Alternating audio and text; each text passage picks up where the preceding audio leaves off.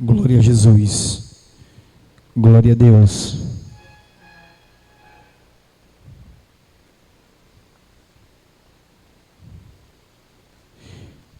Glória a Jesus. Eu já cumprimento a todo o povo de Deus, os internautas, todos que estão nos ouvindo com a gloriosa paz do Senhor.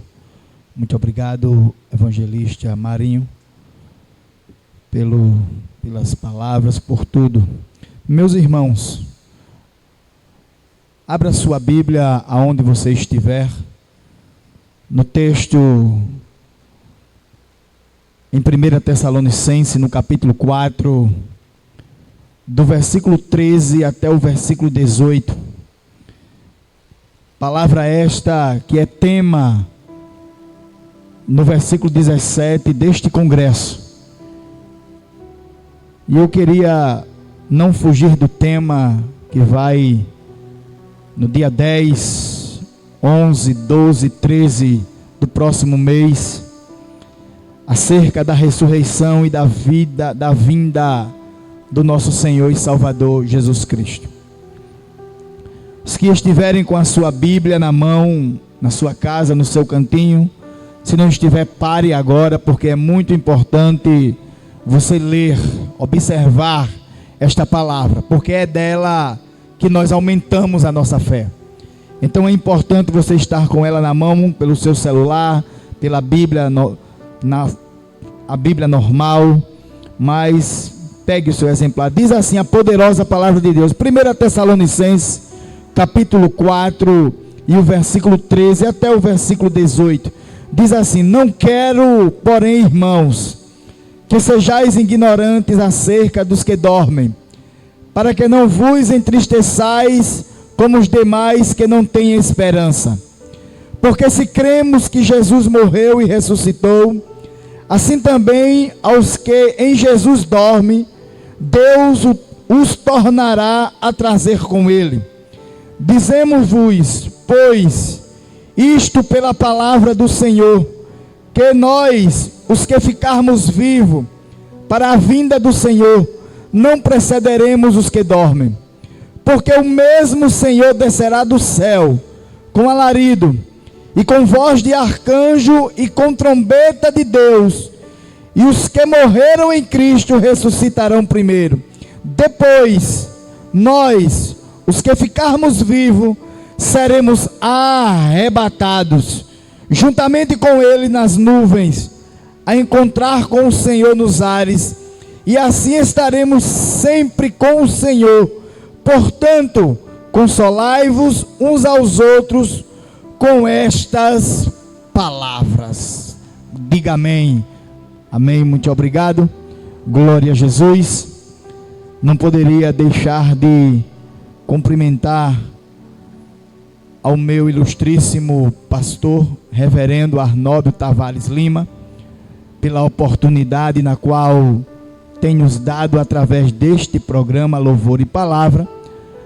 Assim também a sua esposa, irmã Antônia, essa mulher que tem uma visão muito à frente, e junto do meu pastor tem feito um excelente trabalho nesses 26 anos aqui na nossa Rio Largo. Agradecer muito a este casal abençoado que tem aberto portas para muitos pregadores, cantores, para que a obra do Senhor tenha esse efeito grandioso, sendo levado aos 4 cantos do mundo através deste programa Louvor e Palavra. Agradecer também ao nosso ilustre amigo Dr. Anderson Góes e a sua esposa, irmã Aline, que ao lado do nosso pastor tem feito um excelente trabalho na liderança da mocidade, das crianças, na liderança dessa comunicação aqui, que tem feito um trabalho extraordinário aqui na nossa Rio Largo. Esses jovens que fazem parte da comunicação aqui todas as manhãs, na liderança do nosso irmão Kennedy, hoje sobre a liderança do irmão Júnior, que está à frente hoje do trabalho da organização da mídia da igreja.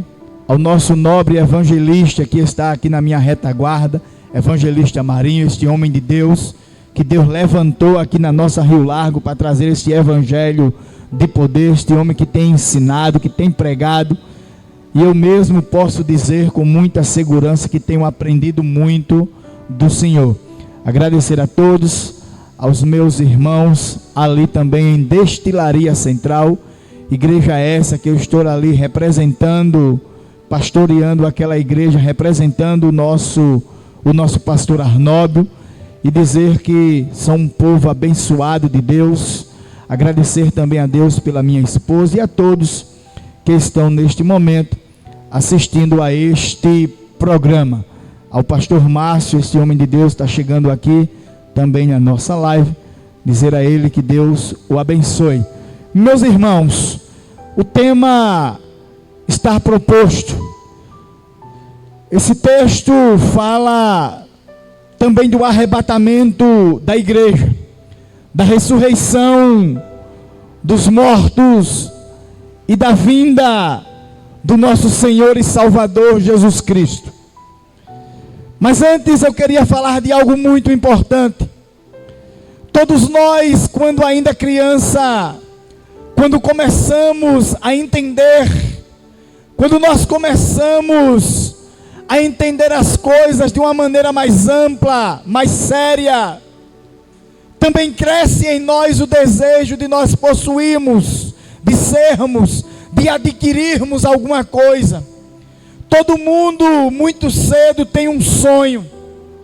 Tem pessoas que têm um sonho de um belo emprego, de uma casa nova, de ter um carro.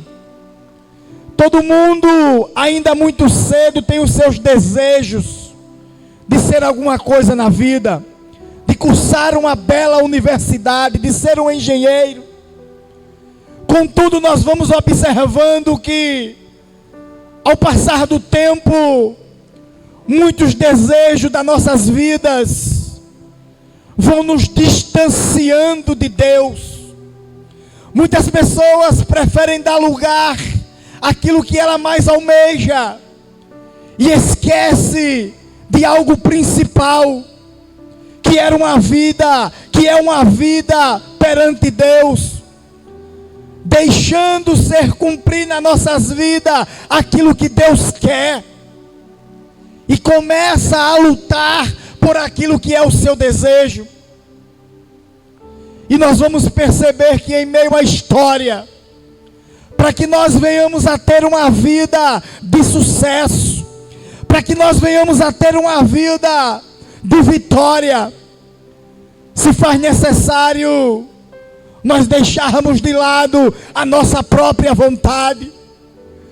Se faz necessário nós deixarmos de lado os desejos, e até mesmo pessoas que têm desejos carnais, desejos obscuros, é necessário nós abandonarmos os nossos desejos e ter uma vida e um relacionamento direcionado por Deus.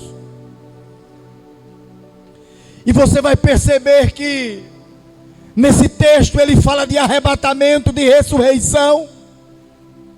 Mas você vai perceber também que para você passar, para você ter direito, você tem que ter uma vida de renúncia.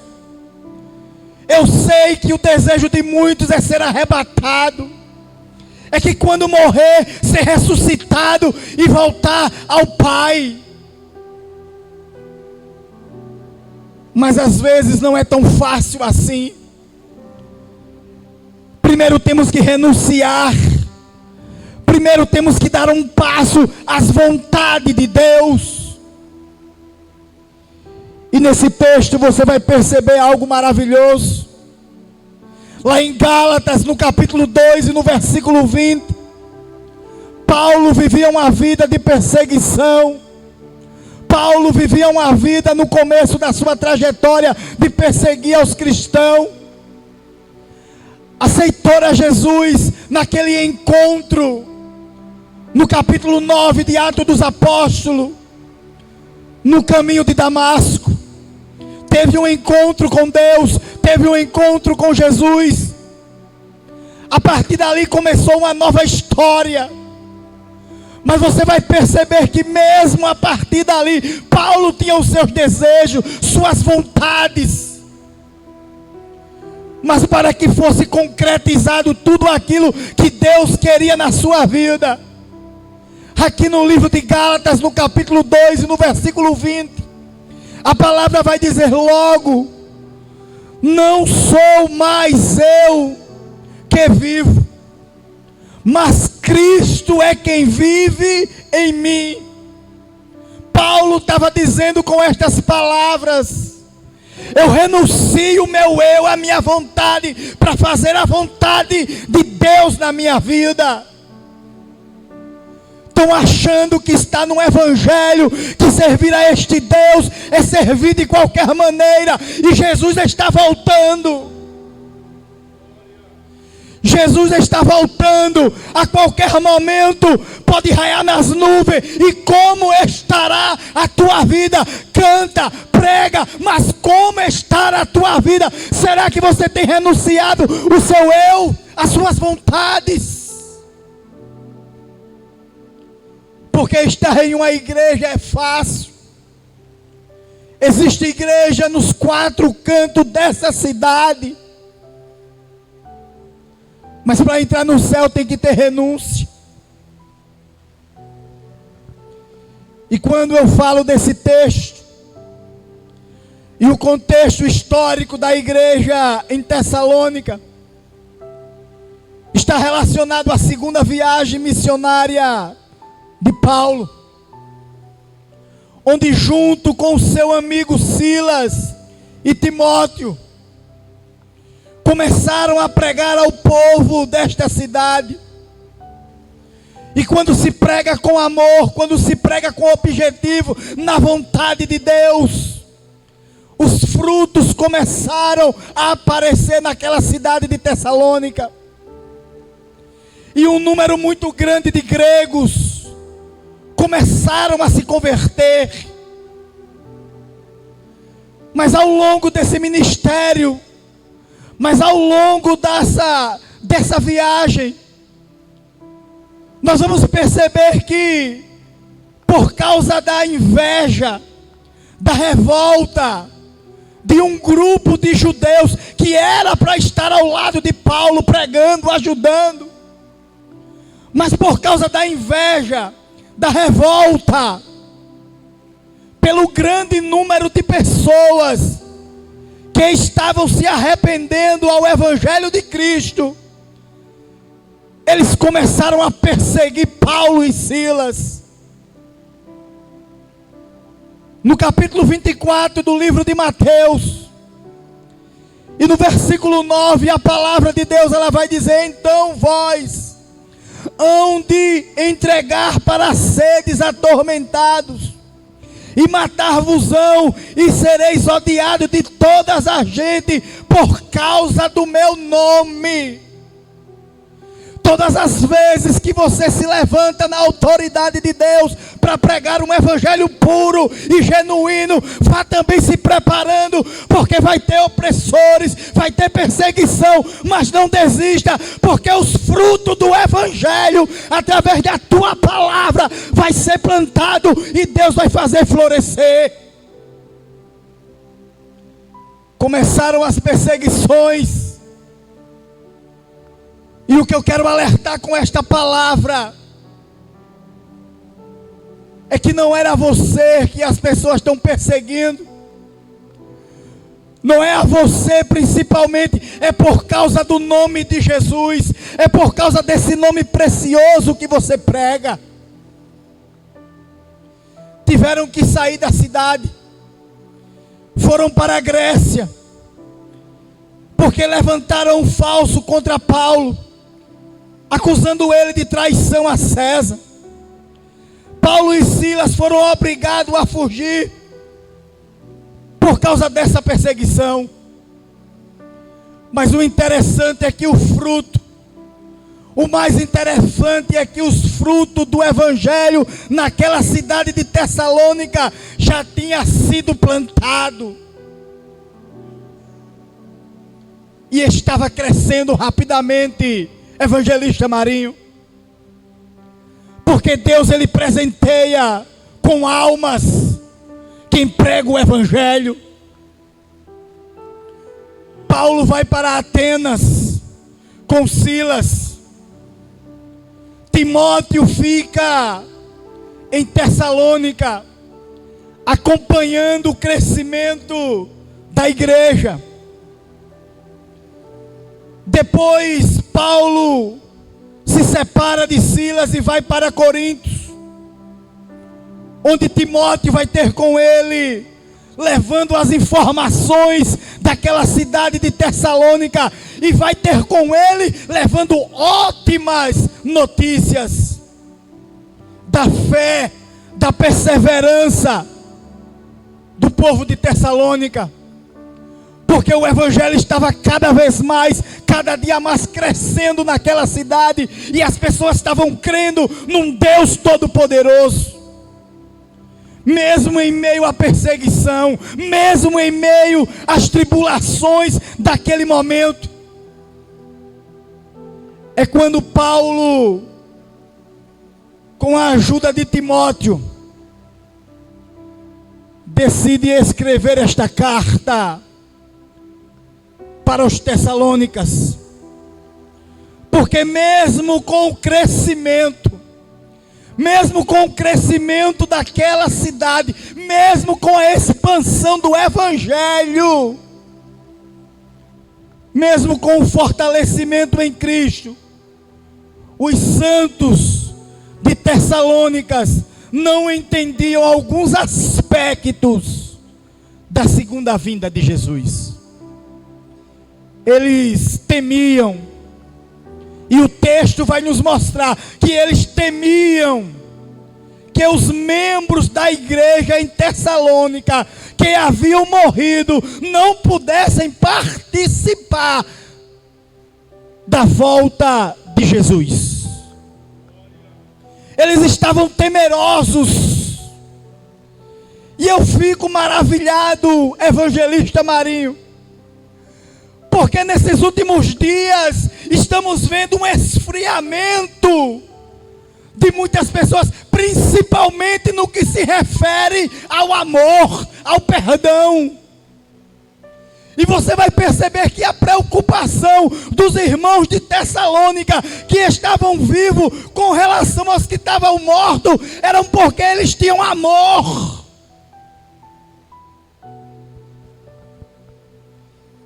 É quando, no capítulo 4, do versículo 1 até o versículo 13, até o versículo 18, Paulo vai escrever estas palavras, na qual eu li neste momento, da qual faz parte, tema deste congresso, que será realizado no dia 10 até o dia 13. Mas você vai perceber que, antes mesmo de Paulo falar estas palavras aos irmãos de Tessalônica, a respeito da morte, da ressurreição, do arrebatamento da igreja, Paulo faz um alerta. Porque a palavra de Deus, meus irmãos, serve de alerta para nossas vidas. E Paulo começa fazendo um alerta neste mesmo capítulo, partindo do versículo 1. Porque não adianta pular, não adianta marchar, não adianta você vir à igreja, se consagrar, chorar, se você também não estiver disposto. Não adianta você chegar aqui e falar em mistério, mandar profecia, fazer tantas coisas, parece até bonito, mas se você não estiver disposto a mudar e a viver uma vida de santidade com Deus, tudo que você está fazendo está sendo inútil. e precisava ter uma vida de santidade. Era Paulo dizendo: se reveste, anda com Deus, tenha cuidado, se afaste do que não presta, porque se faz necessário para estar dentro, para fazer parte desse corpo, tem que ter uma vida de santidade com Deus. Em 1 Pedro, no capítulo 1, o versículo 15, a palavra de Deus vai nos dizer: mas como é santo aquele que vos chamou, mas como é santo aquele que vos chamou, sede vós também santos. E o que é mais interessante é o final deste versículo, porque ele não está dizendo que era para ser santo só na igreja. Ele não está dizendo que era para ser santo só na frente do pastor, como muitos fazem para angariar cargos e funções. Ele está dizendo: seja santo, como Deus é santo, em toda a vossa maneira de viver. Santo em casa, santo na escola, santo na igreja, santo na rua, santo andando, santo caminhando, santo na universidade, santo no trabalho, santo em toda a vossa maneira de viver, porque Deus é santo. A igreja de Tessalônica estava crescendo, progredindo.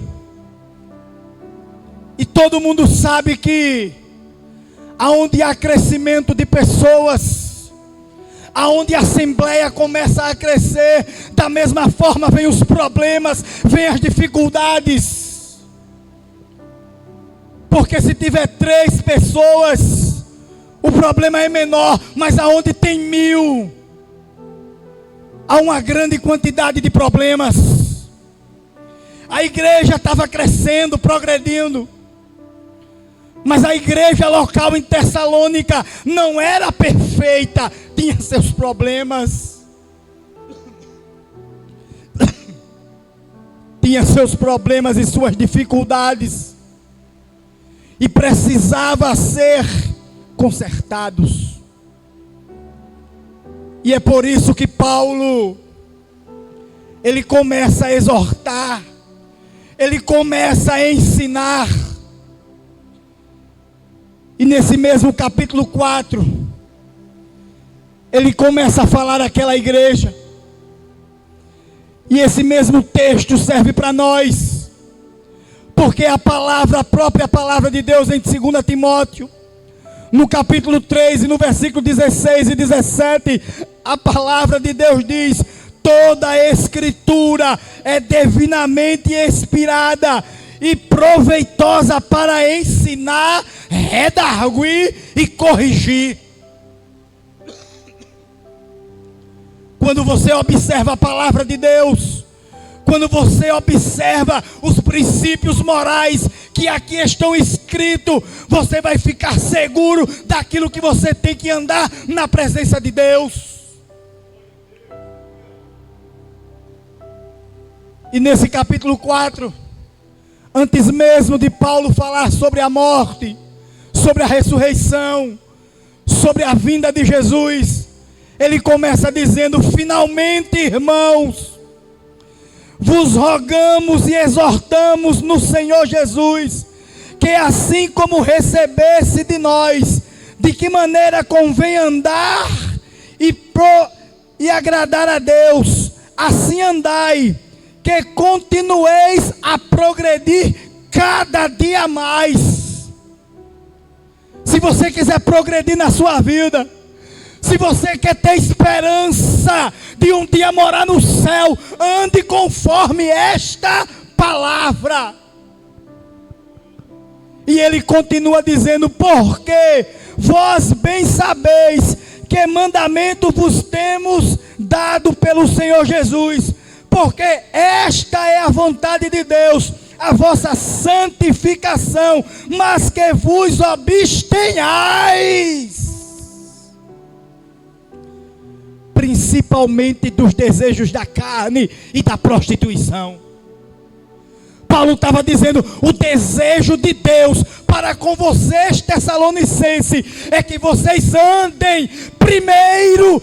Vocês estão falando de morte, tudo bem. Vocês estão falando de ressurreição, tudo bem. Vocês estão falando da segunda volta de Jesus, isso é bom, mas primeiro, vivam, andem segundo a vontade de Deus. Se preocupem primeiro em viver uma vida de santidade, de comunhão com Deus. Se abstenha do que é impuro, do que não presta. E muitos irmãos daquela igreja, ao invés de prosseguir na fé, na santidade, estavam se envolvendo e deixando-se ser levado pela imoralidade sexual, pela contenda daqueles que não conheciam a Deus. E com isso, todos aqueles que fazem parte desse corpo, todo aquele que fazem parte de uma igreja séria, que anda com Deus, tem que levar em consideração que as más companhias corrompem os bons costumes. Fale quem quiser de você, mas se a companhia não presta, se o assunto que está sendo falado é contra Deus, é contra a igreja, o salmista no primeiro capítulo vai dizer, não sente na roda dos escarnecedores, porque não vai ser bom para a sua vida. Porque você coloca a sua salvação em risco. E não é diferente nos dias de hoje. Porque se você deixar de lado a santidade de Deus, fica difícil ser arrebatado, fica difícil passar pela ressurreição. No livro de Hebreus, no capítulo 12, o texto é muito conhecido, capítulo 12, o versículo 14. A palavra de Deus diz, segui a paz com todos e a santificação, sem a qual ninguém, eu não sei que tradução estão lendo por aí, que estão dizendo que pode ir de todo jeito, pode chegar de qualquer forma. Irmão, chegar você pode, mas permanecer não. Você pode até vir, você pode até aceitar, você pode até chegar, porque a igreja é hospital. Estamos aqui para tratar feridas, através da palavra.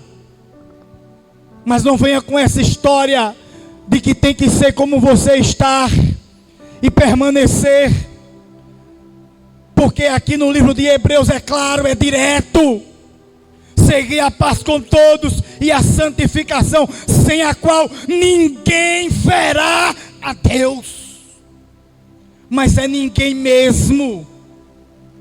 Não adianta ser pregador, não adianta ser cantor, não adianta bater no peito e dizer, eu sou pastor, eu sou aquilo outro, e se não viver uma vida de santidade naquele dia, oh aleluias.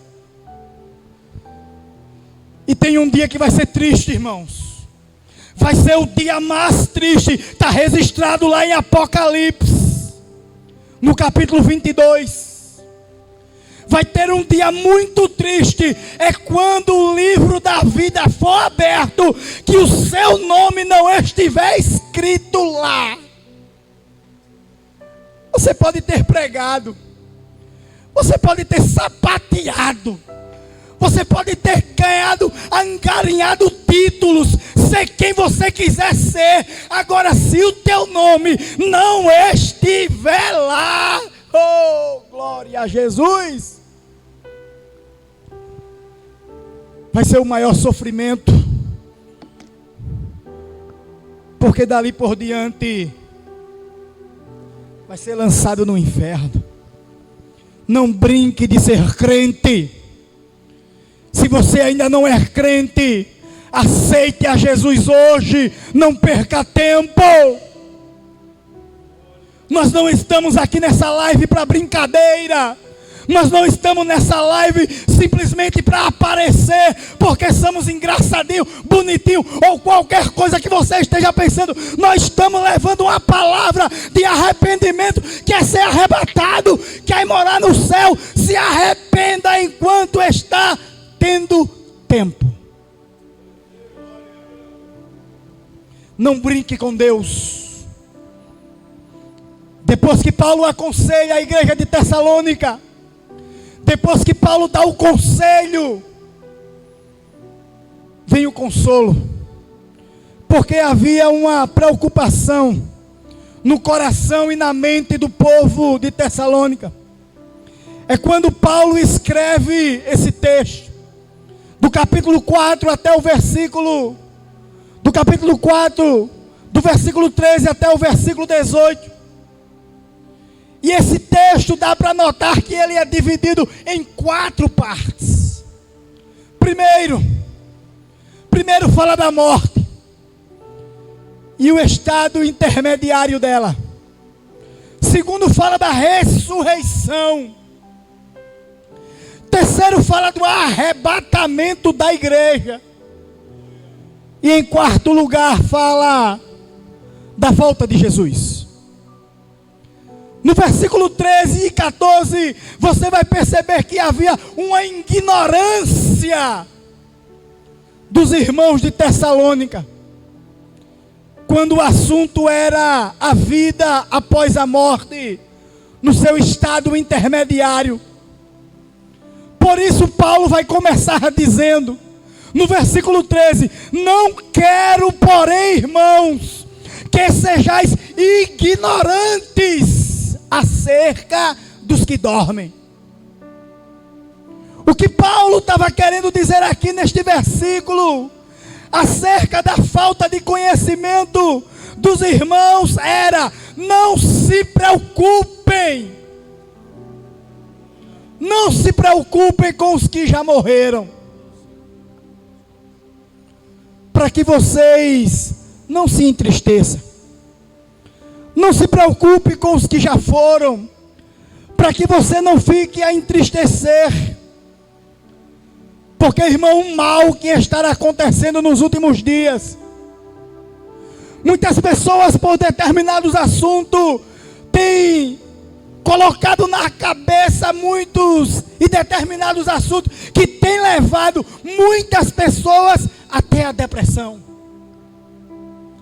E Paulo disse: não se preocupem, parem de se preocupar com isso, para vocês não adoecerem. E essa dúvida, pasme, evangelista Marinho, essa dúvida paira até os dias de hoje. Depois da morte, para onde vai? Depois da morte, com a alma, para onde vai? Para onde está indo? Essa é a dúvida de muitas pessoas. Em Lucas, no capítulo 16 e no versículo 22, na parábola do rico e do Lázaro, o destino, a Bíblia diz que foi os seios de Abraão. Em Lucas, no capítulo 23 e no versículo 43, quando aquele ladrão estava ao lado de Jesus, à beira da morte, Jesus disse a ele, hoje mesmo estarás comigo no paraíso, terceiro céu.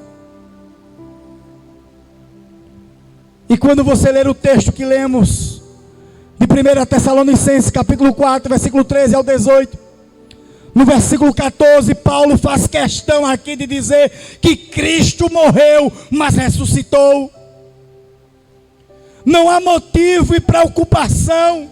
Jesus está vivo e os que morreram em Cristo ressuscitarão primeiro. no dia do arrebatamento, ressuscitará em um corpo incorruptível, para nunca mais morrer. Essa é a nossa esperança em Cristo Jesus. Primeira morte, depois a ressurreição. Paulo estava dizendo: olha, se a preocupação de vocês de Tessalônica é com os mortos, não se preocupem, porque a posição deles que morreram em Cristo é melhor do que a nossa, porque antes de vocês serem transformados, eles vão ressuscitar primeiro. Espera, e esperar por nós. Mas no versículo 15, evangelista Marinho, no versículo 15, Paulo escrevendo diz: e nós, o que ficarmos vivos, Jesus está voltando, todos os sinais apontam para uma volta iminente. A qualquer momento Jesus está voltando, e nós que estamos vivos, primeiro seremos transformados. Essa depressão, esse câncer, essa solidão, essa angústia não existirá mais. Teremos um corpo transformado, igual ao de Jesus, incorruptíveis, e seremos arrebatados repentinamente. O versículo 16 diz: porque o mesmo Senhor descerá do céu com alarido, com voz de arcanjo e com trombeta de Deus. Primeiro alarido, vai haver um grande barulho. Eu não sei que barulho será esse, evangelista.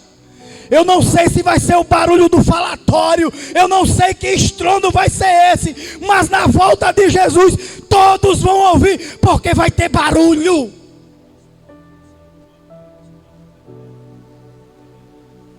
Segundo, voz de arcanjo, voz de comando e direcionamento.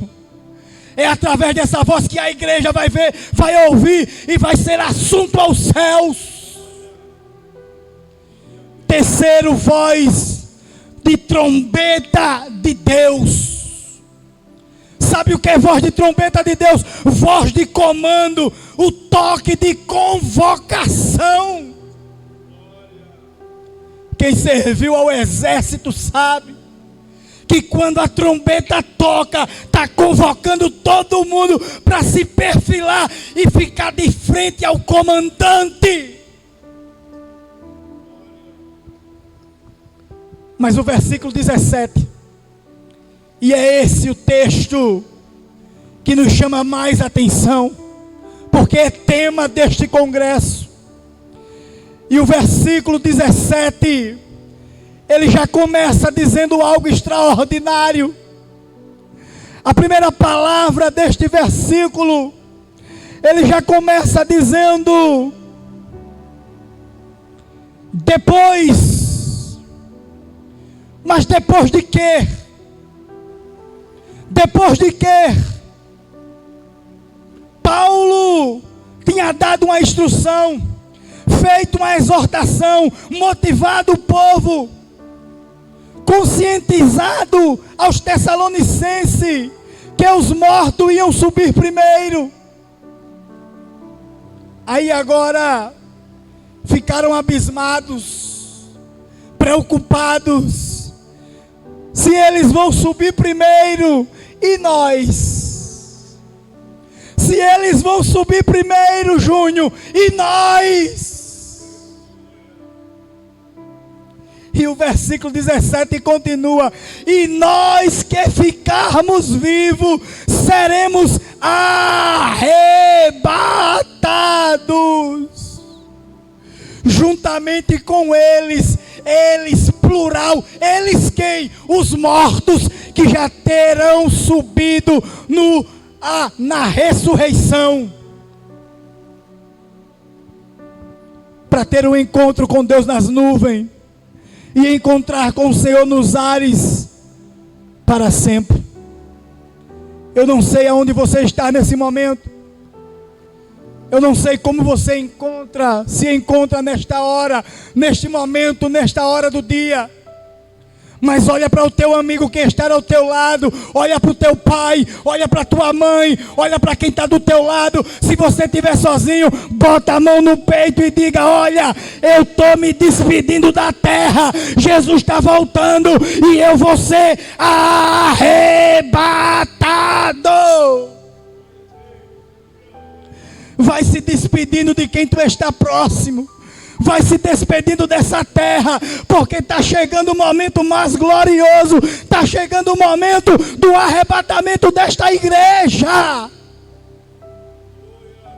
Vai colocando o vaso em ordem, vai colocando tua casa em ordem, vai colocando tua família em ordem, vai colocando tudo em ordem, porque daqui a pouco, demora só um pouquinho de tempo, mas daqui a pouco Jesus estará voltando. Te prepara jovem, te prepara senhora, te prepara senhor, te prepara igreja de Rio Largo, porque Jesus está voltando.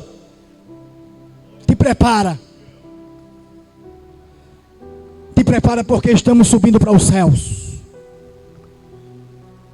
Logo Jesus vai raiar nas nuvens, e junto com os mortos que morreram em Cristo, nós teremos um encontro nas nuvens com o Senhor.